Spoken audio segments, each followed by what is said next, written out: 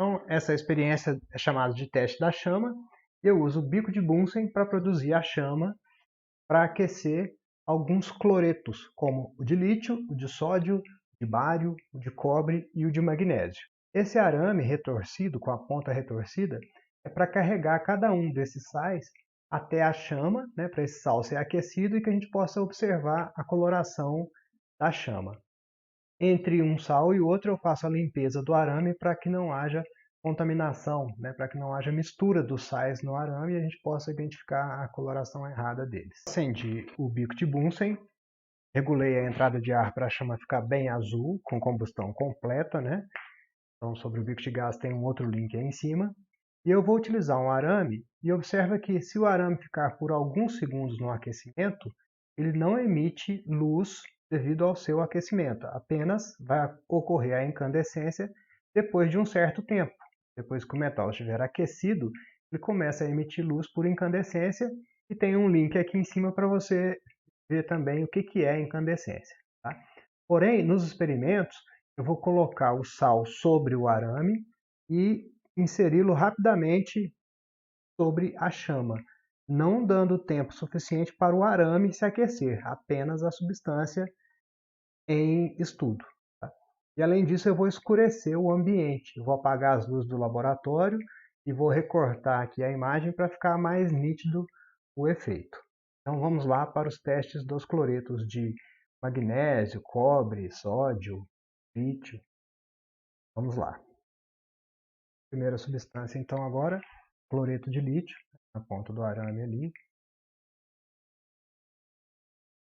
Agora é o cloreto de bário. O céu dele é amarelo, né?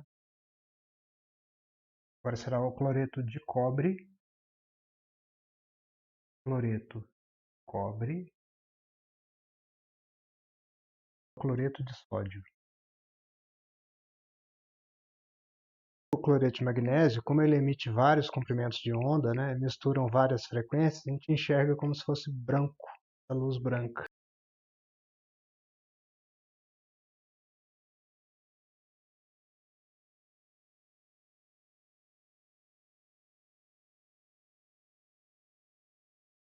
Por que ocorrem esses fenômenos, né, de emissão de luz com colorações diferentes? De acordo com o modelo de Bohr, então existe um núcleo, né, descoberto por Rutherford, e ao redor do núcleo existem as camadas de energia, né, as camadas eletrônicas ou os níveis de energia. Então vamos representar aqui apenas 3 camadas, ou 3 níveis.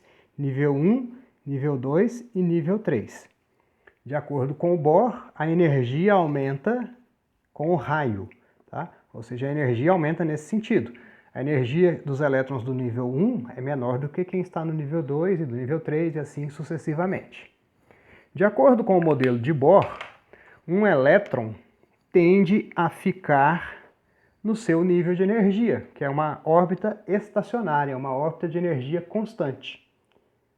Esse elétron, quando ele está na sua órbita de menor energia possível, a gente fala que ele está no estado fundamental. Tá? O estado fundamental de um átomo é quando seus elétrons ocupam os níveis de menor energia possíveis, de mais baixa energia.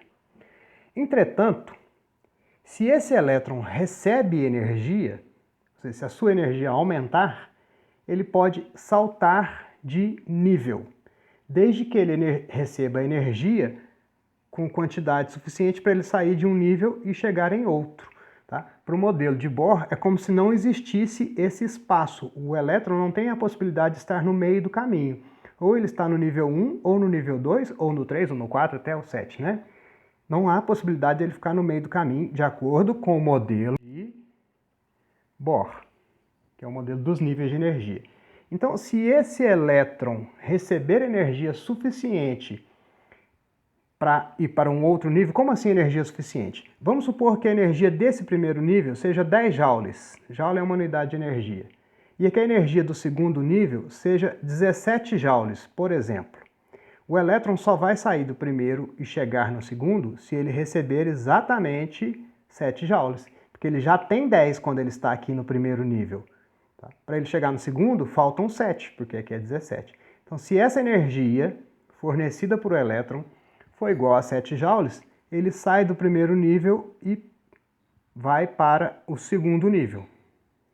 Quando o elétron salta e sai do seu estado fundamental, ou seja, sai do seu estado de menor energia, né, ele estava aqui com 10 e foi para 17. Então ele está numa condição de energia mais alta do que anteriormente. Quando isso acontece, a gente fala que ele está no estado excitado. Estado excitado é quando ele ocupa uma posição que não é a de mais baixa energia. Porém, essa posição de energia mais alta também gera uma certa instabilidade. Quanto maior é a energia de um sistema qualquer, menor é a sua estabilidade. Significa que não é muito estável para o elétron ficar aqui. Então, né, gera vamos dizer assim, uma vacância, uma vaga lá de onde ele saiu. Então, um elétron pode retornar para o nível de origem. Quando ele retornar, ele vai ter que devolver essa energia. No primeiro nível a energia é 10, no segundo é 17. Ele ganhou 7. Quando ele voltar do 17 para o 10, ele tem que liberar esses 7 joules, né? Que eu inventei esse valor, tá, gente? Ele libera esses 7. Só que essa liberação aqui ocorre na forma de radiação eletromagnética. Uma radiação eletromagnética pode ser, exemplos do que é radiação eletromagnética. Pode ser luz visível, pode ser radiação ultravioleta, pode ser uma micro-onda, como aquela que você usa para aquecer alimentos, pode ser uma onda de rádio, pode ser uma onda de infravermelho, que você usa no controle remoto, por exemplo. Tá? Isso tudo aqui pode ser uma onda de raio-x, pode ser uma radiação gama. Tudo isso é exemplo de radiação eletromagnética. Se por acaso essa radiação eletromagnética tiver uma certa energia, a gente vai enxergar luz visível. Que certa energia que é essa? Imagina o seguinte, ó. Esse aqui é um eixo de energia. A energia está aumentando para a direita. Tem uma faixa dessas ondas eletromagnéticas, né, que começam com vermelho, alaranjado, amarelo, verde, o azul, anil e do anil para o violeta. Do que eu estou falando? Eu falei as cores do arco-íris, né? Vermelho, alaranjado, amarelo, verde, azul, anil e violeta são as cores que a gente enxerga, que é o que a gente chama de espectro visível. O espectro visível são essas cores, ou seja, a gente enxerga se essa radiação eletromagnética, se ela tiver energia, no mínimo igual a do vermelho e no máximo igual a do violeta. Se essa onda eletromagnética tiver energia maior que a do violeta, vai entrar numa outra parte aqui que se chama ultravioleta. A gente sabe da existência desses raios, né, provenientes do Sol, causam problemas na pele, mas a gente não enxerga o ultravioleta. Tá? A gente conhece também uma outra parte do espectro aqui, ó, que tem energia um pouco menor que a do vermelho, que é chamada de infravermelho. As ondas de calor, no geral, são de infravermelho. A gente não enxerga, mas a gente sente elas. Tá? Ondas de rádio, de micro-ondas, são mais baixas aqui. Ondas de raio-x, radiação gama, lá da radioatividade, são de alta energia. As radiações eletromagnéticas existem em uma variadíssima faixa de energias, tá? E a gente enxerga um pequeno pedacinho disso. Tá? Mas o que isso tem a ver com o experimento? A gente testou várias substâncias lá. Por exemplo, lítio, sódio, magnésio.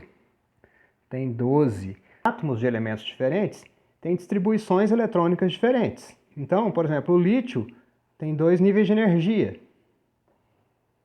O sódio tem 3. Já é diferente do lítio. E o magnésio? O magnésio também tem 3. Então o magnésio é diferente do lítio. Mas o magnésio é igual ao sódio? Não, por quê? Porque aqui no lítio tem 3 elétrons, 2 aqui e 1. No sódio tem 11 elétrons em 3 níveis. No magnésio tem 12 elétrons em 3 níveis. Ou seja, eles são diferentes. As distribuições eletrônicas são diferentes. Então, as energias para os elétrons irem para níveis externos, por exemplo, no sódio, no magnésio aqui, são diferentes e, consequentemente, quando esses elétrons retornarem para os seus estados fundamentais, as energias liberadas serão diferentes. Tá? Então, a energia liberada pelo lítio é diferente da energia liberada pelo sódio, que é diferente da energia liberada pelo magnésio. Se essas energias liberadas são diferentes, elas vão ter frequências diferentes e, consequentemente, elas vão estar em regiões diferentes do espectro eletromagnético. Tá? Se a energia for baixa, se alguém aqui estiver emitindo uma energia muito baixa, pode ser que esteja emitindo no infravermelho e a gente nem enxergue. Pode ser que emita uma energia baixa, mas que seja vermelho. Por exemplo, o sódio. Né? O sódio é alaranjado, então a energia do sódio está mais ou menos por aqui, assim, no espectro. Tá? Já a do magnésio, não sei se vocês perceberam, dá para enxergar a cor branca. Por quê? Porque o magnésio tem uma variedade de transições, não é só uma transição que ocorre. O elétron pode saltar do nível 1 para o 2, do 1 para o 3, do 1 para o 4, do 2 para o 5, voltar do 5 para o 1, do 5 para o 3. Não existe uma regra específica. Cada elemento tem as suas transições características. E o magnésio é um que tem várias emissões. Ele emite várias energias de várias cores diferentes e quando essas cores se misturam a gente enxerga o branco. Átomos diferentes vão apresentar transições eletrônicas diferentes e por isso as cores observadas no teste feito são diferentes. Beleza? Bons estudos, dúvidas, escrevam pra gente e até a próxima.